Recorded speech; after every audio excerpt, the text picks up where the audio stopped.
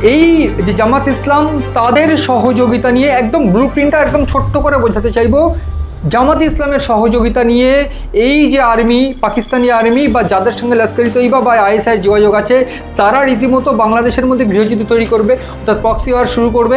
তারপর একটা ডামাডোলের মধ্যে পরিস্থিতি যখন পড়ে যাবে, তখন জামাত ইসলাম তারা একেবারে প্রভাব বিস্তার করবে, শরিয়াত আইন চেষ্টা করবে প্রভাব খাটানোর। এবং শরিয়াত আইন যদি লাগু হয়, সেক্ষেত্রে ভারতের বিরুদ্ধে কিন্তু একটা ক্ষোভ, ভারতের বিরুদ্ধে বিক্ষোভ কিন্তু অটোমেটিক জেগে উঠবে। তার কারণ এই শরিয়াত আইন যদি শুরু না করতে পারে, সেক্ষেত্রে অন্যতম বাধা একমাত্র ভারত, এবং যেটা হাসিনার সমর্থন দিয়ে শরিয়াত আইন আটকে রাখা হয়েছিল।